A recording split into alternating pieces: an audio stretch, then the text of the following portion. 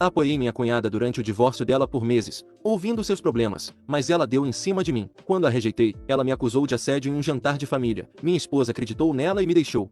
Preciso contar o que aconteceu porque ainda estou tentando processar como tudo deu tão errado, tão rápido, e como minha própria esposa se virou contra mim quando eu não fiz nada além de tentar ajudar a irmã dela a passar por um momento difícil. Minha esposa, Dana, tem uma irmã mais nova chamada Jéssica, que sempre foi um pouco dramática, mas eu nunca me importei muito com ela, porque na maior parte do tempo ela ficava na dela e nós só a víamos em reuniões de família, onde ela bebia vinho demais e reclamava do cara com quem estivesse saindo na época. Jéssica se casou há cerca de 4 anos com um cara chamado Mark, que parecia decente o suficiente. Ele tinha um bom emprego em alguma seguradora e a tratava bem, pelo que eu podia ver, mas Jéssica sempre encontrava algo para criticar nele, e Dana apenas revirava os olhos e dizia que Jéssica era assim com tudo. Jéssica reclamava que Mark trabalhava demais, ou que não a levava para restaurantes chiques com frequência suficiente, ou que passava muito tempo assistindo esportes nos fins de semana. Dana ouvia pacientemente e depois me dizia que Jéssica tinha expectativas irreais sobre como um casamento deveria ser. Eu nunca me envolvi nessas conversas porque achava que era coisa de irmãs e não da minha conta, mas eu percebia que Dana estava se cansando de ser sempre o sistema de apoio emocional de Jéssica para cada pequeno problema em seu relacionamento. Cerca de 8 meses atrás, Jéssica ligou para Dana chorando, por volta das 23 horas, porque Mark havia pedido divórcio e ela foi pega completamente de surpresa. Isso aconteceu apesar de Dana e eu sabermos que o casamento deles estava abalado há um tempo, porque Jéssica postava constantemente coisas passivo-agressivas nas redes sociais sobre como é difícil ser casada com alguém que não te valoriza. Dana me mostrava essas postagens e nós dois apenas balançávamos a cabeça em desaprovação. O Facebook de Jéssica estava sempre cheio dessas postagens enigmáticas sobre não ser valorizada e como algumas pessoas não sabem o que tem até perder. Dana ficava com vergonha porque todos na família podiam ver que Jéssica estava obviamente falando de Mark. Quando Jéssica ligou naquela noite, ela estava histérica e repetia que não tinha para onde ir porque Mark queria ficar com a casa e ela não tinha como se sustentar sozinha, já que só trabalhava em tempo parcial em um emprego que mal pagava as contas. Jéssica sempre foi ruim com dinheiro e havia se acostumado com Mark pagando a maior parte de suas despesas, então a ideia de se sustentar financeiramente a apavorava. Ela não parava de chorar sobre como acabaria sem teto e morando no carro, e Dana imediatamente ofereceu que Jéssica ficasse conosco por algumas semanas até que ela pudesse se organizar, e eu concordei, pensando que Jéssica só precisava de um pouco de apoio familiar durante esse momento difícil e que provavelmente seria algo temporário. Dana sempre foi muito próxima de sua família e eu sabia que significaria muito para ela ajudar a irmã. Então, eu disse a Dana que Jéssica poderia ficar em nosso quarto de hóspedes pelo tempo que precisasse para se reerguer e pensei que talvez um tempo longe de Mark ajudaria Jéssica a ter uma perspectiva sobre o que deu errado em seu casamento. E talvez eles pudessem resolver as coisas, mas Dana disse que, pelo que Jéssica estava contando, o divórcio era definitivo e Mark já havia conversado com um advogado. Jéssica se mudou no fim de semana seguinte com apenas algumas malas e muito choro, reclamando que Mark havia trocado as fechaduras e não a deixava pegar o resto de suas coisas, o que me pareceu bastante extremo, mas eu não queria me envolver no drama deles. Então apenas ajudei a carregar suas malas para o andar de cima e disse para ela se sentir em casa. Dana tirou a semana inteira de folga do trabalho para ajudar Jéssica a encontrar um apartamento e um advogado, basicamente segurando sua mão durante todo o processo, enquanto Jéssica apenas ficava sentada em nosso sofá, assistindo TV e chorando em caixas de lenços de papel. Eu mantive minha rotina de trabalho normal, porque alguém precisava continuar ganhando dinheiro, e imaginei que Dana era melhor para lidar com a parte emocional de qualquer maneira. Além disso, Jéssica parecia querer conversar com Dana sobre todos os detalhes pessoais de seus problemas conjugais. As primeiras semanas não foram tão ruins, porque Dana estava cuidando da maior parte do apoio emocional e eu apenas concordava com a cabeça quando Jéssica desabafava sobre Mark durante o jantar, mas então Dana teve que voltar a trabalhar, pois já havia usado a maior parte de suas férias e seu chefe estava ficando irritado com suas ausências. Dana trabalha e sempre foi muito dedicada ao seu emprego, então tirar uma semana inteira para lidar com o drama familiar já foi forçar a barra, e ela não podia se dar ao luxo de tirar mais folgas sem arriscar ser demitida. Eu trabalho de casa, então geralmente estou por perto durante o dia, e Jéssica começou a me procurar com mais frequência quando estava chateada com alguma coisa, já que Dana não estava disponível para conversar durante o horário de trabalho. Jéssica batia na porta do meu escritório e perguntava se eu tinha alguns minutos para conversar, porque ela estava tendo um ataque de pânico ou porque seu advogado havia ligado com mais notícias sobre o processo de divórcio. Eu me sentia mal por ela, porque ela estava claramente passando por um momento difícil, e eu podia ver que conversar com alguém a ajudava a se acalmar. Eu fazia pausas no trabalho para sentar com ela na sala de estar enquanto ela explicava qualquer nova crise que tivesse surgido, como o advogado de Mark tentando alegar que Jéssica não tinha direito à metade de suas economias porque não havia contribuído muito financeiramente para o casamento, ou como Mark estava sendo difícil em deixá-la pegar seus pertences pessoais da casa. Jéssica sempre me agradecia por ser um ouvinte tão bom e dizia que eu era a única pessoa que realmente entendia pelo que ela estava passando. Na época, pensei que que era apenas gratidão pelo apoio durante um período difícil de sua vida e isso continuou por cerca de 6 semanas. E comecei a notar que Jéssica vinha até mim em vez de ligar para Dana no trabalho quando precisava conversar. E ela sempre esperava Dana sair para o escritório antes de me procurar. No começo, não dei muita importância, pois imaginei que ela simplesmente não queria incomodar Dana no trabalho e sabia que eu estava disponível. Além disso, Jéssica parecia estar ficando mais confortável em casa, tratando-a mais como seu lar temporário do que apenas um lugar onde estava de passagem. Jéssica começou a fazer coisas como cozinhar o jantar para todos nós, lavar a roupa e limpar a casa, o que na verdade foi útil,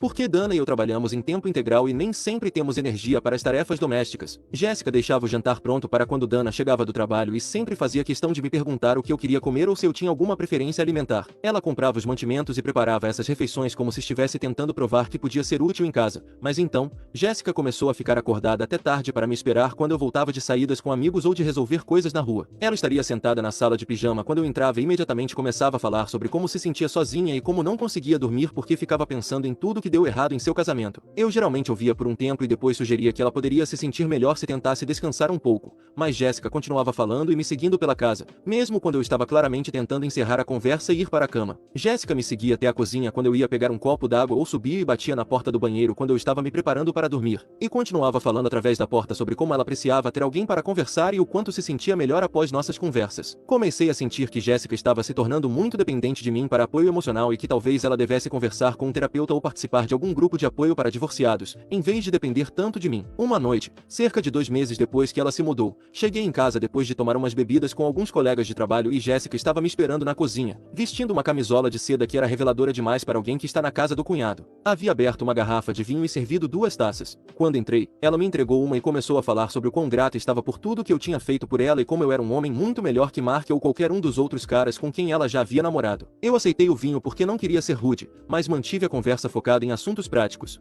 como o andamento da busca por um apartamento e se ela havia recebido resposta de algum dos empregos para os quais se candidatou. Jéssica procurava apartamentos há semanas, mas sempre encontrava desculpas para não se candidatar, como o aluguel ser muito caro, o bairro não ser seguro ou o apartamento ser muito pequeno. Eu estava começando a me perguntar se ela realmente levava a sério a ideia de se mudar ou se estava ficando confortável demais morando conosco. Jéssica continuava a desviar a conversa para tópicos mais pessoais e tocava no meu braço sempre que ria de algo que eu dizia, o que me deixava desconfortável, pois parecia que ela estava flertando em vez de ser apenas amigável. Ela se inclinava para perto quando falava, encontrava desculpas para esbarrar em mim ao pegar coisas e não parava de me elogiar sobre como eu era compreensivo e o quanto ela gostava das nossas conversas. Depois de uns 20 minutos disso, eu disse a Jéssica que estava cansado e precisava dormir. Comecei a andar em direção às escadas, mas ela segurou minha mão e disse que precisava me contar algo importante. Ela me olhou com aqueles olhos grandes e tristes e disse que passar tempo comigo a fez perceber o que estava faltando em seu casamento e que ela havia desenvolvido sentimentos por mim que iam além da simples gratidão pela minha ajuda. Eu imediatamente puxei minha mão e disse a ela que estava apenas confusa por causa do divórcio e que não tinha sentimentos reais por mim. Ela estava apenas procurando alguém para fazê-la se sentir melhor sobre tudo o que estava acontecendo com Mark.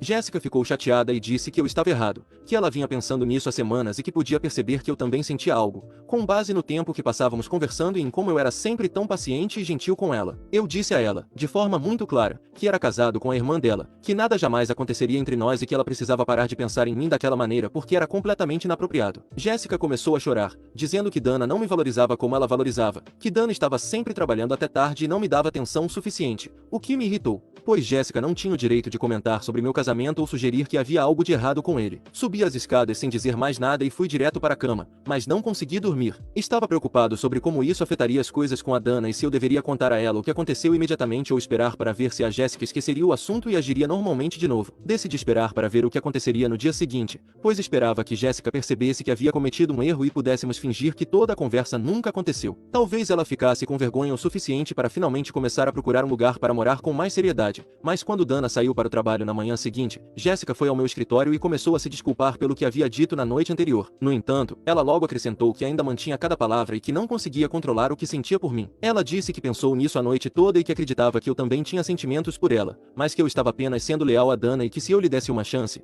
ela poderia me fazer mais feliz do que Dana jamais poderia. Eu disse a Jéssica que ela estava completamente enganada, que eu amava minha esposa e não tinha absolutamente nenhum sentimento romântico por ela e que se ela não podia respeitar meu casamento, então precisava encontrar encontrar outro lugar para ficar. Jéssica ficou na defensiva e disse que eu é que a estava iludindo, por passar tanto tempo conversando com ela e sendo tão compreensivo com seus problemas, e que eu não podia culpá-la por interpretar mal os sinais que eu supostamente estava enviando. Eu disse a ela que estava tentando ajudá-la como um familiar, que nunca houve sinais de qualquer tipo e que ela precisava parar com tudo aquilo imediatamente, antes que causasse problemas sérios. Jéssica começou a chorar de novo e disse que sentia muito, que tentaria controlar seus sentimentos, mas em seguida perguntou se ainda poderíamos conversar quando ela estivesse chateada, porque falar comigo era a única coisa que a fazia se sentir melhor sobre o divórcio. Eu respondi que achava melhor ela conversar com Dana ou talvez encontrar um terapeuta para ajudá-la a processar suas emoções. Jéssica ficou com raiva e disse que eu a estava abandonando quando ela mais precisava e que pensava que eu me importava mais com ela do que isso. Eu disse a ela que me importava, sim, mas como irmã de Dana, e que ela estava pedindo algo que eu não podia dar. Então,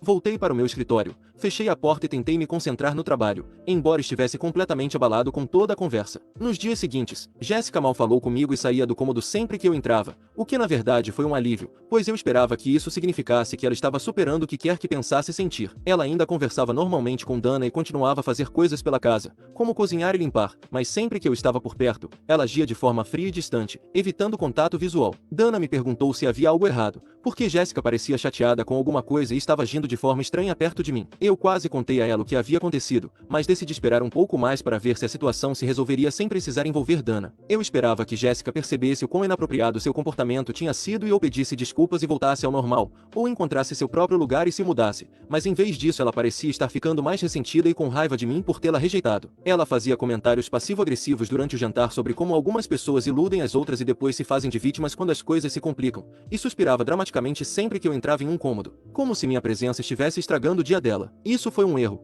porque no fim de semana seguinte fomos à casa dos pais de Dana para o jantar de aniversário do pai dela, e Jéssica agiu de forma estranha o tempo todo. Ela estava excessivamente carinhosa com Dana e fazia comentários sobre como Dana era sortuda por ter um marido tão solidário e como alguns homens simplesmente não são confiáveis, não importa o quão gentis pareçam. Pensei que ela estava apenas sendo passivo-agressiva porque eu a havia rejeitado, mas a mãe de Dana percebeu o clima estranho e perguntou a Jéssica se estava tudo bem. Os pais de Dana moram na casa onde organizam jantares de família há anos e todos estavam lá, incluindo o irmão de Dana, Tom, e sua namorada, e a tia e o tio de Dana. Havia provavelmente umas 10 ou 12 pessoas sentadas ao redor da mesa de jantar quando Jéssica decidiu soltar sua bomba. Tínhamos acabado de comer o prato principal e o pai de Dana estava abrindo uma garrafa de vinho para comemorar seu aniversário, quando a mãe de Dana notou que Jéssica parecia chateada e distraída. Jéssica começou a chorar e disse que tinha algo a contar para a família, mas que era muito difícil de falar. Todos se reuniram ao seu redor, pensando que ela ia dar alguma novidade sobre seu divórcio ou talvez anunciar que havia encontrado um apartamento ou um novo emprego. Em vez disso, Jéssica olhou diretamente para mim e disse que eu vinha fazendo investidas inapropriadas contra ela enquanto ela estava hospedada em nossa casa e que ela estava tentando lidar com isso discretamente, mas que a situação a estava deixando desconfortável e ela não sabia o que fazer. Fiquei tão chocado que não consegui falar por alguns segundos. Então, eu disse que Jéssica estava mentindo e que tinha sido ela quem deu em cima de mim, mas Jéssica imediatamente começou a chorar mais forte, dizendo que eu estava tentando inverter a situação e que ela nunca teria dito nada se eu não tivesse sido tão insistente. A família inteira de Dana estava me encarando como se eu fosse algum tipo de predador e Dana parecia completamente arrasada e confusa, como se não pudesse acreditar no que estava ouvindo. Jéssica continuou, dizendo que eu elogiava sua aparência, fazia perguntas pessoais sobre seu casamento e a tocava de maneiras que a deixavam desconfortável. Disse que tentou ignorar no início, por gratidão pela hospedagem, mas que a situação piorou e ela ficou com medo de ficar sozinha em casa comigo. Ela disse que eu havia lhe dito que Dana não me entendia, que eu me sentia traído por ela e que tentei beijá-la na noite anterior, uma invenção completa, mas todos estavam vidrados em cada palavra que ela dizia. Tentei explicar exatamente o que havia acontecido e como Jéssica tinha sido a pessoa que se insinuou para mim, mas Jéssica continuava me interrompendo, dizendo que eu estava mentindo e que teve medo de dizer qualquer coisa porque sabia que ninguém acreditaria nela. O pai de Dana se levantou e me disse que eu precisava sair imediatamente e que não era mais bem-vindo em sua casa. A mãe de Dana estava abraçando Jéssica, dizendo quão corajosa ela era por ter falado e o quanto lamentava que Jéssica tivesse passado por algo assim. O irmão de Dana, Tom, me fuzilava com um olhar como se quisesse me socar e ficava perguntando como eu pude fazer algo assim com alguém que estava passando por um divórcio e hospedada na minha casa. A sala inteira se virou contra mim em questão de minutos e ninguém queria ouvir o meu lado da história, porque Jéssica estava chorando e parecia muito abalada e traumatizada. Dana apenas ficou sentada, olhando de mim para Jéssica, como se não soubesse em quem acreditar, e quando tentei falar com ela, ela me disse para não dizer mais mais nada e que discutiríamos o assunto em casa. Eu não podia acreditar que minha própria esposa não estava me defendendo imediatamente contra essas acusações obviamente falsas, mas eu via que todos já haviam se decidido sobre o que achavam que tinha acontecido, e nada que eu dissesse mudaria a opinião deles. O caminho para casa foi em completo silêncio e quando chegamos, Dana subiu direto para o nosso quarto, trancou a porta, e eu passei a noite no sofá, tentando entender como tudo deu tão errado, tão rápido. Eu não conseguia entender como Jéssica podia ser tão cruel e manipuladora a ponto de destruir meu casamento e meu relacionamento com a família de Dana, só porque eu rejeitei suas investidas. Na manhã seguinte, Dana desceu e disse que passou a noite inteira pensando e que se lembrou do tempo que eu passava conversando com Jéssica e de como Jéssica parecia desconfortável perto de mim recentemente. Ela disse que olhando para trás, podia haver sinais de que algo inapropriado estava acontecendo, como o fato de Jéssica sempre esperar que eu chegasse em casa e encontrar desculpas para estar perto de mim quando Dana não estava. Tentei explicar novamente que Jéssica vinha a mim em busca de apoio emocional e que eu estava tentando ajudá-la durante o divórcio, mas Dana disse que talvez eu tivesse entendido mal a vulnerabilidade de Jéssica e me aproveitado da situação sem perceber. Fiquei com raiva e disse a Dana que eu sabia exatamente o que havia acontecido. Jéssica estava mentindo para encobrir o fato de que ela deu em cima de mim e eu a rejeitei, e que Jéssica provavelmente esperava que se ela acabasse com o nosso casamento, talvez eu ficasse disponível para ela no final. Dana disse que queria acreditar em mim, mas que Jéssica parecia genuinamente abalada e assustada, e que ela não conseguia entender por que Jéssica inventaria algo assim se não fosse verdade. Ela disse que Jéssica havia lhe dado detalhes específicos sobre coisas que eu supostamente disse e fiz, e que a história de Jéssica era consistente e crível, enquanto minha explicação parecia defensiva e egoísta. Ela sugeriu que talvez eu estivesse enviando sinais confusos sem querer, que Jéssica interpretou minha bondade como interesse romântico e que, quando tentei esclarecer as coisas, pareceu uma rejeição, e Jéssica sentiu que precisava se proteger contando à família o que estava acontecendo. Dana continuou tentando encontrar explicações razoáveis para como as coisas poderiam ter ficado tão confusas, mas cada explicação que ela criava me fazia parecer ou um predador ou um idiota que não conseguia se controlar perto da cunhada. Eu não podia acreditar que Dana estava tentando encontrar desculpas para o comportamento de Jéssica e me transformar no vilão, quando eu não fiz nada de errado, exceto tentar ajudar sua irmã em um momento difícil. Eu disse a Dana que fui completamente apropriado em todas as minhas interações com Jéssica, que Jéssica sabia exatamente o que estava fazendo quando me acusou de algo que não fiz e que Dana estava escolhendo acreditar em uma mentirosa em vez de em seu próprio marido. Dana disse que precisava de espaço para pensar e que talvez eu devesse ficar em outro lugar por alguns dias enquanto ela tentava organizar seus sentimentos. Perguntei se ela realmente acreditava que eu a trairia com sua própria irmã e Dana disse que não sabia mais no que acreditar, mas que a história de Jéssica parecia consistente. Fiz uma mala e fui ficar na casa do meu irmão. Na semana seguinte, continuei ligando para Dana, tentando convencê-la de que Jéssica estava mentindo, mas Dana mal falava comigo e repetia que precisava de mais tempo. Enquanto isso, Jéssica se mudou da nossa casa para a casa dos pais de Dana e toda a família dela me tratava como se eu fosse um criminoso que se aproveitou de Jéssica em seu momento de vulnerabilidade. Eu sentia como se estivesse vivendo em alguma realidade alternativa onde o certo era errado e o preto era branco. E não importava quantas vezes eu explicasse o que realmente aconteceu, ninguém queria ouvir o meu lado da história. Meus próprios amigos começaram a me tratar de forma diferente, porque a história que Jéssica contava se espalhou e eu percebia que as pessoas falavam de mim pelas costas, imaginando se as acusações eram verdadeiras. Depois de 2 semanas, convenci Dana a me encontrar para conversarmos cara a cara e pensei que se eu pudesse fazê-la realmente me ouvir, sem distrações, eu poderia fazê-la entender que Jéssica estava manipulando toda a situação. Mas quando comecei a explicar tudo de novo, Dana me interrompeu. Ela disse que conversou com Jéssica várias outras vezes e que Jéssica deu ainda mais detalhes sobre coisas que eu supostamente disse e fiz. Dana disse que Jéssica lhe contou que eu elogiava sua aparência, fazia perguntas pessoais sobre seu casamento e sua vida íntima, e que eu havia tocado seu ombro e sua mão de maneiras que a deixaram desconfortável. Ela disse que Jéssica contou sobre conversas específicas em que eu teria dito que Dana não me valorizava, que eu me sentia atraído por Jéssica e pensava nela de forma romântica. Eram todas mentiras completas, mas Dana parecia acreditar em cada palavra. Eu disse a Dana que Jéssica estava inventando tudo aquilo e que a única vez que toquei em Jéssica foi quando ela segurou minha mão naquela noite na cozinha, mas Dana disse que Jéssica parecia abalada e traumatizada demais para estar mentindo sobre algo tão sério. Ela disse que Jéssica estava tendo pesadelos e ataques de pânico desde que se mudou e que estava consultando um terapeuta para lidar com o trauma que eu supostamente a fiz passar. Perguntei a Dana como ela podia acreditar na palavra de Jéssica em vez da minha, quando Jéssica tinha um histórico de ser dramática e desonesta. Lembrei a Dana de todas as vezes que Jéssica mentiu para seus pais sobre onde ia ou o que fazia quando eram mais jovens. Dana ficou na defensiva e disse que isso era completamente diferente e que Jéssica não mentiria sobre algo que poderia destruir nosso casamento,